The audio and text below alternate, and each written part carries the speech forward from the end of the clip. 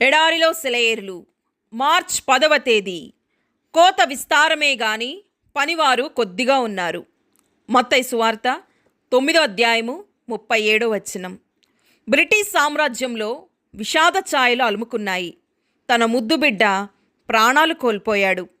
ఒకప్పుడు యుద్ధంలో అజేయంగా నిలిచిన విల్లింగ్టన్ యువరాజు ఆ పెద్ద రాజభవనంలో చుట్టూ సైనికుల పహారాల మధ్య నిర్జీవంగా పడి ఉన్నాడు.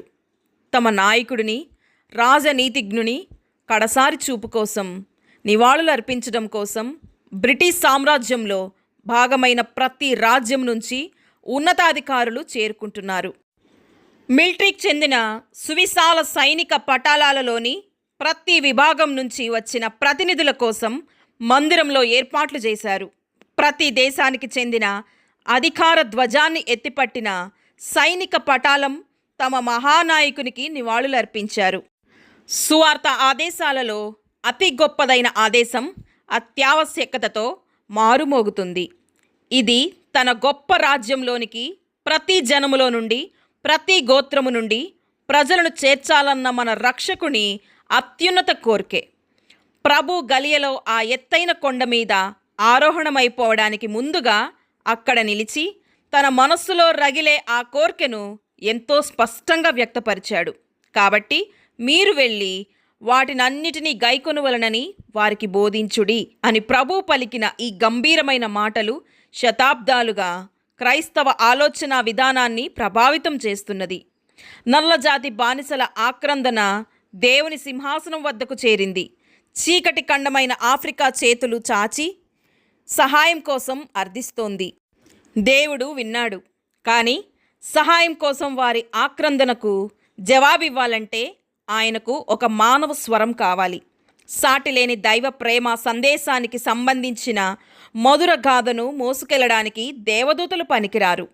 ఒక యవన స్కాటిష్ వ్యక్తి తన మగ్గం దగ్గర కూర్చొని నేత పని చేస్తున్నాడు. అతనికి ఒక సన్నటి కేక వినబడింది. బాధతో కూడిన కేకలా వినపడింది. నిశ్శబ్దంగా ఉన్న రాత్రివేళ అతడు ఆ కేకను విన్నాడు. పగటివేళ నగర జీవితంలోని రణగొణ ధ్వనుల మధ్యన విన్నాడు.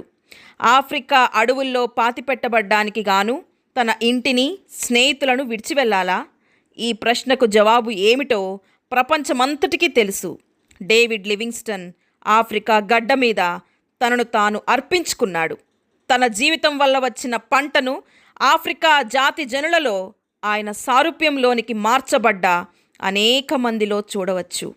ప్రాచీన చైనా దేశంలోని గొప్ప పొలంలో సజీవమైన విత్తనాలను చల్లాలని కోత యజమాని కోరుకున్నాడు. ఆయనకు విత్తువాడు ఒకడు కావాలి. ఒక ఆదివారం ఉదయాన సముద్ర తీరాన నడుస్తున్న హడ్సన్ టేలర్ను ఆయన చూశాడు. నీవు అనుమతిస్తే నీ ద్వారా నేను చైనా దేశమంతటా నడుస్తాను అని అతనితో మాట్లాడాడు.